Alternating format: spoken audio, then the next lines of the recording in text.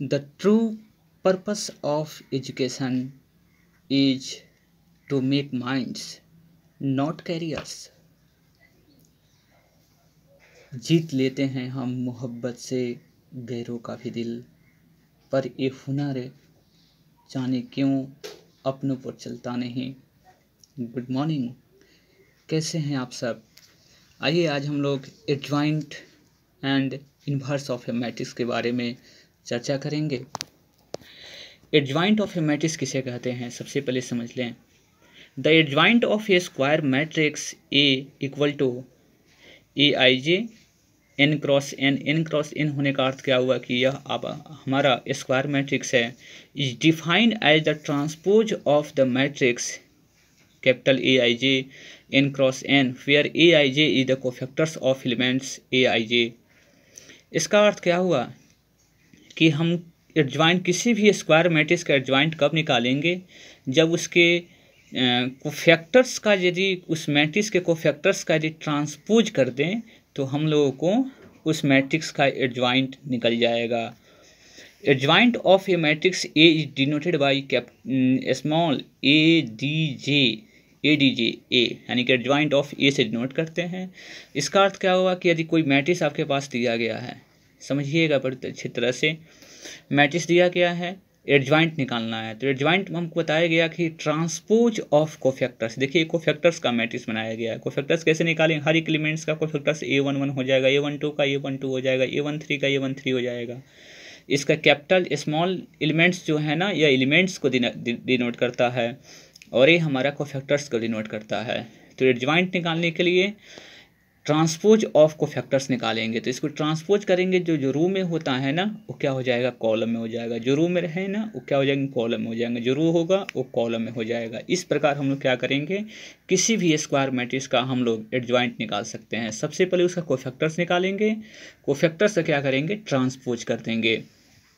आइए क्वेश्चंस के दौरान चलते हैं। जैसे एक मैट्रिक्स एग्जांपल लिया गया है, एक मैट्रिक्स ए बराबर लिखा हुआ है। इसका सॉल्यूशन देखिए, हम लोगों को एडजॉइंट निकालना है। सबसे पहले कोफैक्टर्स निकाल लीजिए। कोफैक्टर्स निकालने के लिए आपको पता है कि plus minus minus plus sign का यूज करेंगे। जैसे 2 का कोफैक्टर्स निकालेंगे तो यह कैंसिल और ये कैंसिल कितना हो जाएगा 4। 3 का निकालेंगे, यह कैंसिल और कैंसिल 1 होगा। लेकिन साइन क्या होता है, यहाँ पे माइनस होता है, इसलिए क्या हो जाएगा, माइनस हो जाएगा, क्योंकि आपको पता है ना, चाहे प्लस माइनस माइनस प्लस होता है।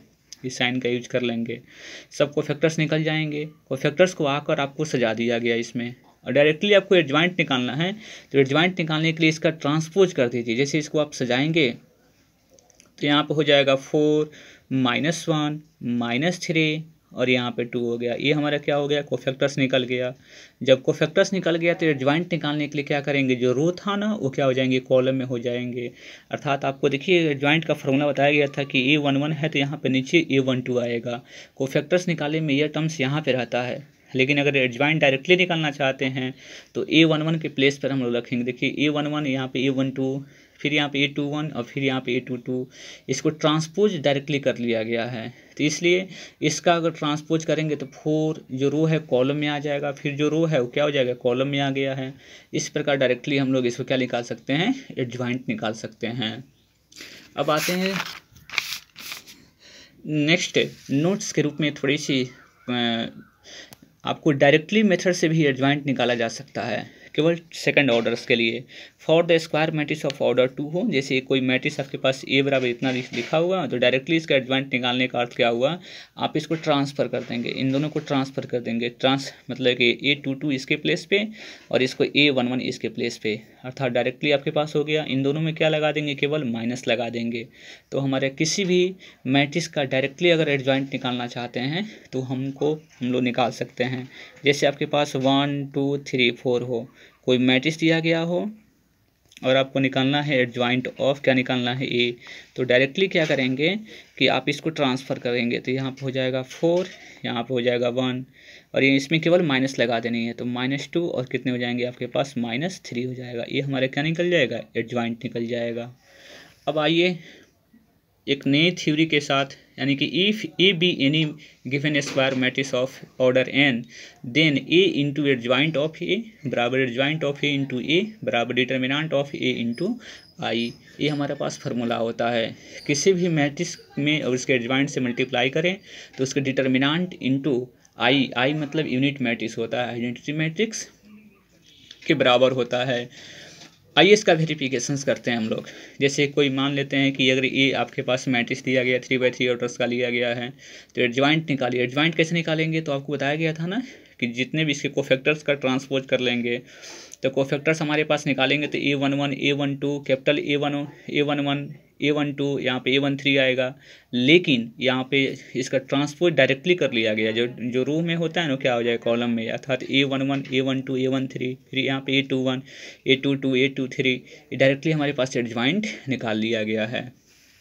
अब एडजॉइंट निकालने के बाद देखिए अब इसको कैसे प्रोडक्ट करते हैं, कुछ चीज़ की बातें हैं उसको ध्यान रखना होगा कि since sum of the product of elements and row और a column with corresponding cofactor is equal to determinant of A and otherwise zero. आपको 4.4 में बताया गया था कि किसी भी अगर एलिमेंट्स, कोई भी एलिमेंट अगर लेते हैं तो उसके करस्पॉन्डिंग कोफैक्टर से क्या करते हैं, मल्टीप्लाई करते हैं। अर्थात A11 है ना, तो उसको कैपिटल A11 होगा, प्लस अगर A12 है स्मॉल एलिमेंट है तो उसका कोफैक्टर A12 ही होगा।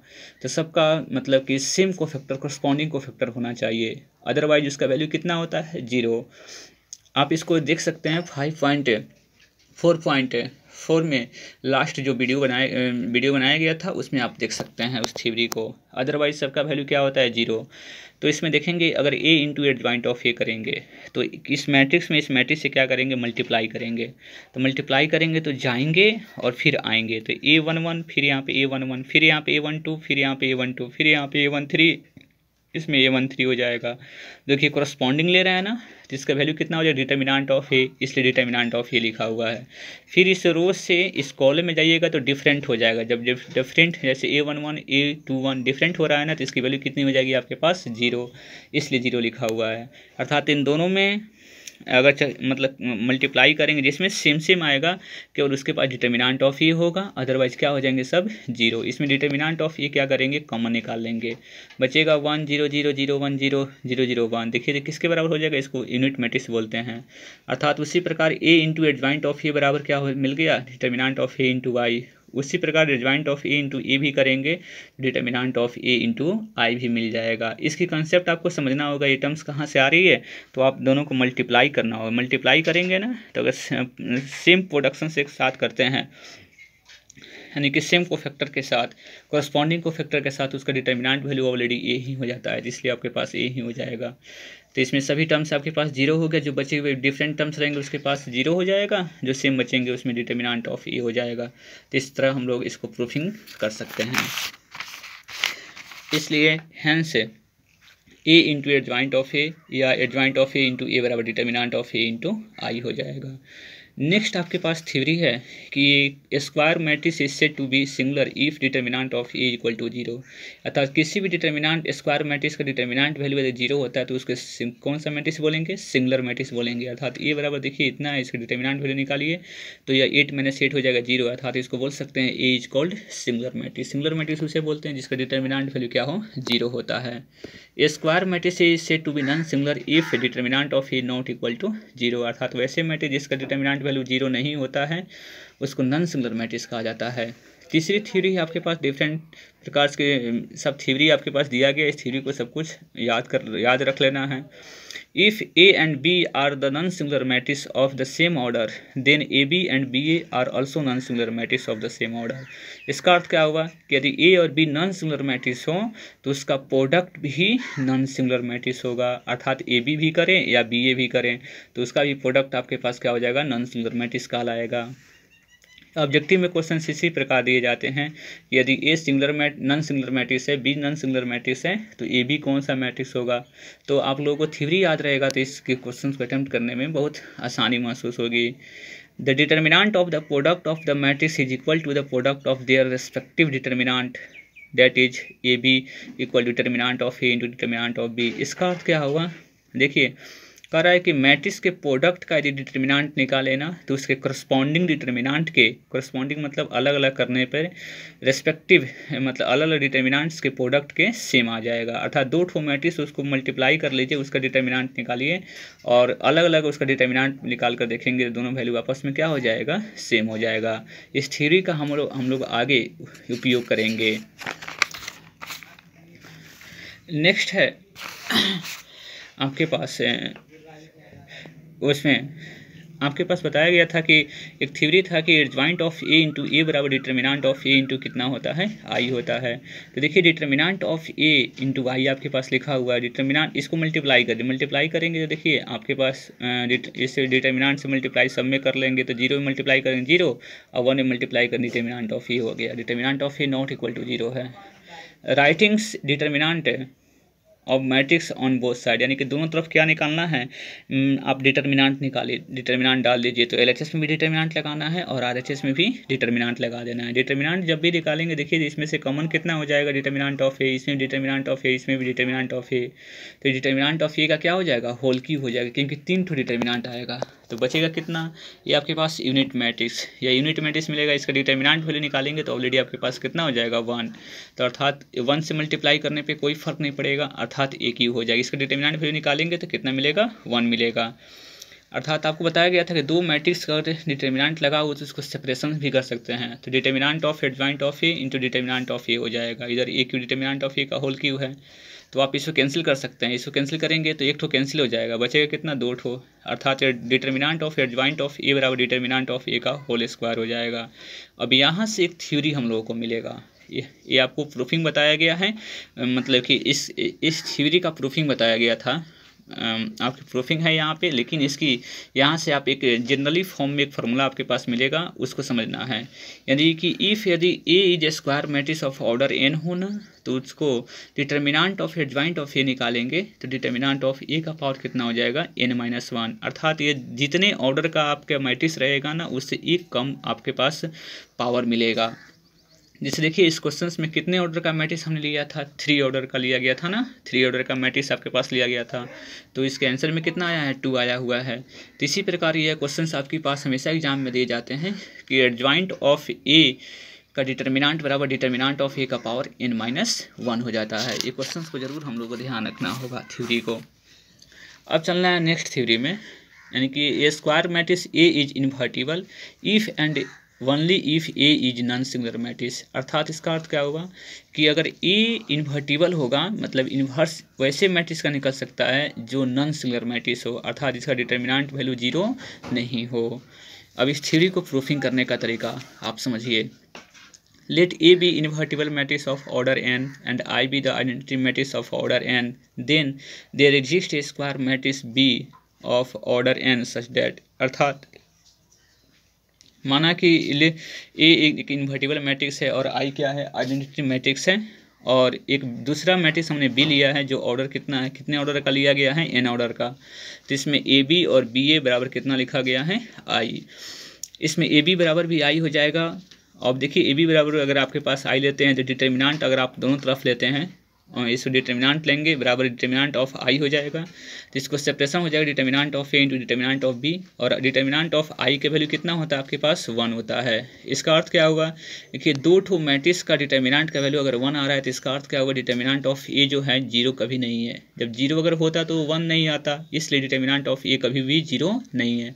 और आपको पता है डिटर्मिनेंट ऑफ ए 0 अगर नहीं होता है तो कौन सा मैट्रिक्स कहलाता है, नॉन सिंगुलर मैट्रिक्स कहलाता है। इसलिए कह सकते हैं कि हमेशा जब भी इन्वर्टिबल अगर मैट्रिक्स होगा वह उस मैट्रिक्स क्या होना चाहिए, नॉन सिंगुलर मैट्रिक्स होना चाहिए। चलिए कन्वर्सली इसको भी प्रूफ कर सकते हैं। Let A B non singular matrix, माना कि अगर ए, इसको उल्टा प्रूफिंग करते हैं, अगर मान लेते हैं नॉन सिंगुलर मैट्रिक्स अगर है तो determinant of A not equal to 0 होगा। एक फार्मूला हमारे पास मिला हुआ था A into adjoint of A बराबर adjoint of A into A बराबर determinant of A into I. तो यहाँ पे ए हो गया। अभी डिटर्मिनेंट ऑफ ए से आप क्या करिए, डिवाइड कर लिए, तो इसको आप भेजेंगे इस साइड ना, तो 1 upon determinant of A into adjoint of A, फिर इसमें भी 1 upon determinant of A into adjoint of A into A हो गया, बराबर कितना बचेगा, आई बचेगा। अब देखिए जो वैल्यू मिला हुआ है किसके आपको मिला, चूँकि मिला था कि ए बी बराबर बी ए बराबर कितना मिला था, आई मिला था। इसका अर्थ क्या हुआ कि ए कोई मैट्रिक्स है, अब बी से मल्टीप्लाई करने पर यदि आई आ रहा है तो इसका अर्थ क्या, वो बी जो है ना इसका इन्वर्टिबल है, इन्वर्टिबल होगा तभी तो चला इसका प्रोडक्ट आपको आई मिल रहा है ना। इसलिए बी बराबर क्या हो जाएगा, बी के प्लेस पर कितना मिल रहा है आपके पास, बी के प्लेस पर, तो आप देखिए कितना मिल रहा है, 1 upon determinant of A into adjoint of A मिल रहा है। इसका अर्थ क्या हुआ कि A is invertible and A inverse is equal to 1 upon determinant of A into adjoint of A हो जाएगा। ये हमारे ए इन्वर्स का फॉर्मूला भी निकल जाएगा। अर्थात बी के जो मैट्रिक्स आपके पास माना गया था, दूसरा मैट्रिक्स माना गया था, इसका अर्थ क्या हुआ कि ए बी का इन्वर्टिबल है, बी ए का इन्वर्टिबल है, इसलिए ना आपके पास प्रोडक्ट इसका कितना हो जाएगा, आई हो जाएगा। तो इसलिए ए इन्वर्टिबल मैट्रिक्स हो जाएगा, 1 upon determinant of A into adjoint of कितने हो जाएंगे, ए हो जाएगा। अब आते हैं हम लोग क्वेश्चंस पे। क्वेश्चन 4.5 में किसी मैट्रिक्स का एडजॉइंट निकालना है। तो देखिए डायरेक्टली हम लोग काम कर सकते हैं, इसका कोफैक्टर सबसे पहले निकालेंगे, कोफैक्टर्स ऑफ ए निकालेंगे, तब उस कोफैक्टर्स का निकालने के बाद तब उसका ट्रांसपोज कर लेंगे, तो हम लोग का एडजॉइंट निकल जाएगा। किसी मैट्रिक्स दिया गया है और आपके पास उसका कोफैक्टर्स निकालना है, सबसे पहले A11 निकालिए, तो ये टर्म्स कैंसिल और ये टर्म्स कैंसिल, कितना मिलेगा, 4 मिलेगा। A12 निकालेंगे तो ये टर्म्स कैंसिल और ये टर्म्स कैंसिल, कितना बचेगा, 3। लेकिन साइन में क्या होता है, माइनस, इसलिए -3, सबका कोफैक्टर्स निकाल लिया गया। अब आपको कोफैक्टर्स को एडजॉइंट निकालना है, इसका अर्थ क्या हुआ, ट्रांसपोज ऑफ कोफैक्टर्स ऑफ ए। तो ट्रांसपोज ऑफ कोफैक्टर्स को सबको लाकर आप सजा लीजिए सबसे पहले। अब इसका ट्रांसपोज कर दीजिए, ट्रांसपोज करने का अर्थ क्या हो, जो रो में है वो क्या हो जाएंगे, कॉलम में हो जाएंगे, जो रो है कॉलम में हो जाएगा। तो first row first column, second row second column, यही हमारा एडजॉइंट आंसर हो जाएगी। नेक्स्ट है 3/3 ऑर्डर्स का, इसका बाबू कैसे निकालेंगे हम लोग कोफैक्टर्स। सबसे पहले साइन का यूज करके सबका क्या निकालिए, कोफैक्टर्स निकाल लीजिए।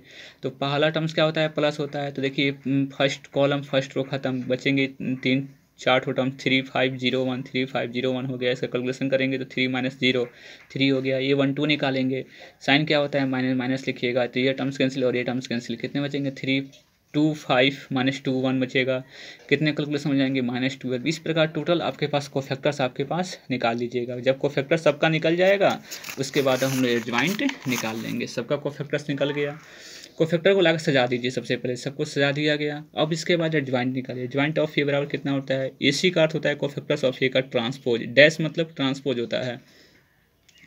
अब ट्रांसपोज निकाल लेंगे, तो एडजॉइंट ऑफ ए बराबर इसका ट्रांसपोज निकालेंगे, जो रो में है ना वो क्या हो जाएंगे, कॉलम, जो रो में है वो कॉलम हो जाएगा, जो रो में है कॉलम में हो जाएगा, यही हमारा एडजॉइंट ऑफ ए हो जाएगा।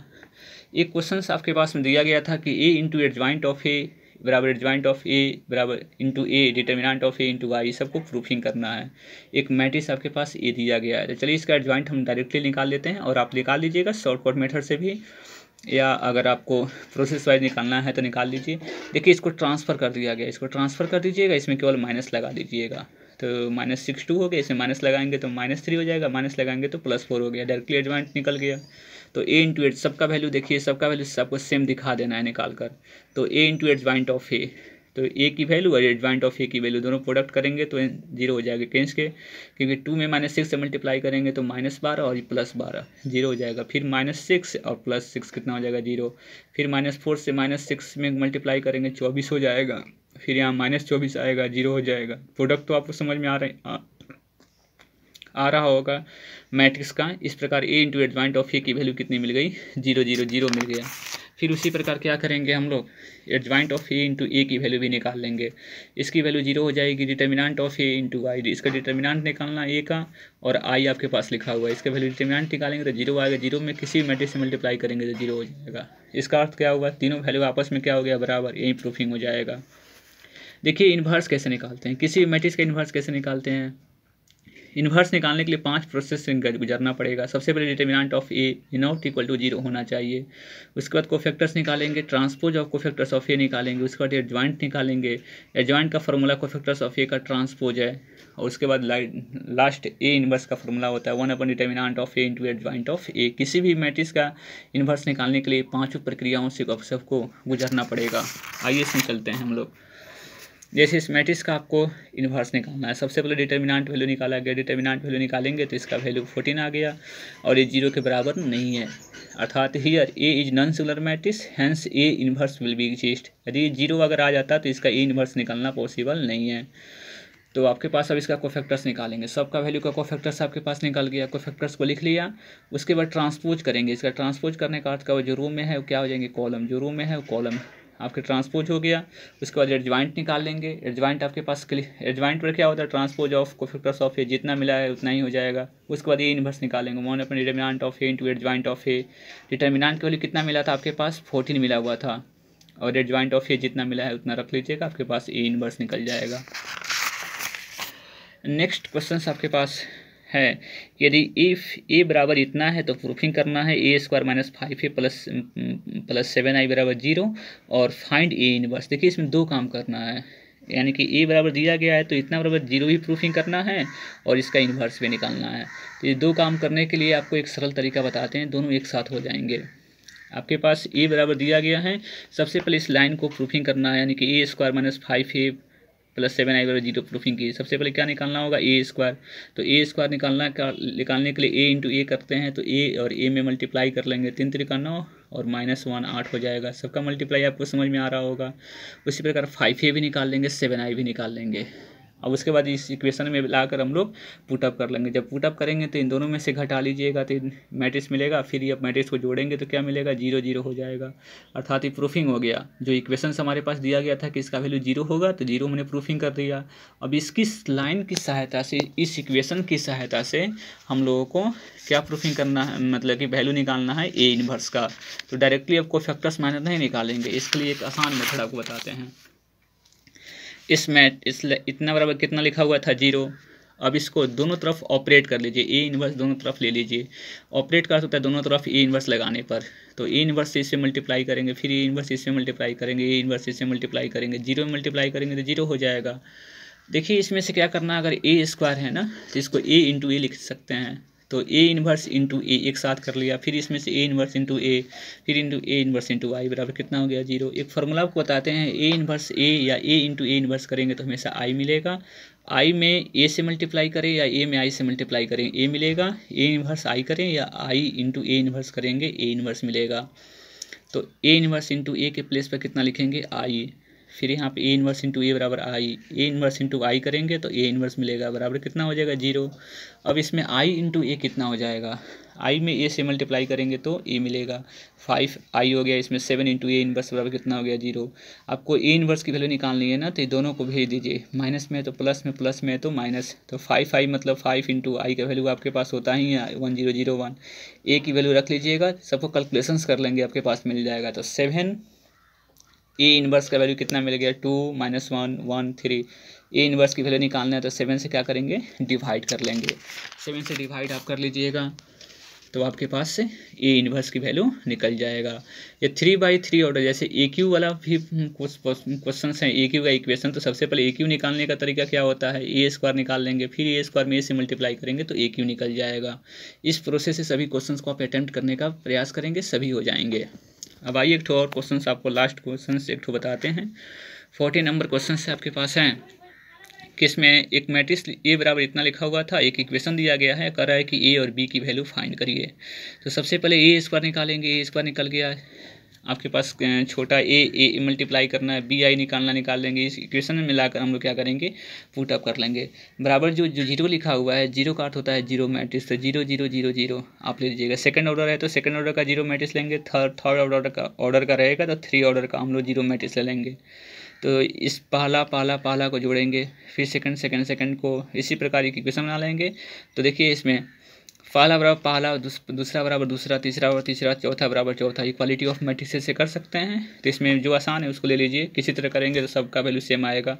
तो 4 + ए बराबर कितना ले लिया गया, 0। तो ए की वैल्यू कितनी हो जाएगी, -4 हो जाएगा। और 3 आपके पास 3a + b बराबर कितना है, 0 है। उसमें a की वैल्यू पुट अप कर लेंगे तो b की वैल्यू आपके पास से निकल जाएगा। तो एक इक्वेशन 3 + a + b बराबर 0 है, तो उसमें से a की वैल्यू लाकर पुट अप करेंगे तो b की वैल्यू निकल जाएगा, अर्थात a का वैल्यू -4 और b की वैल्यू कितनी हो जाएगी, 1। आइए अब ऑब्जेक्टिव क्वेश्चन में चलते हैं। ये क्वेश्चन एग्जाम के लिए बिल्कुल दृष्टि से सबसे बेहतर हैं। यदि ऑर्डर आपके पास लिखा गया था इस मैट्रिक्स का 3/3, तब पूछा गया था एडजॉइंट ऑफ ए बराबर क्या हो जाएगा।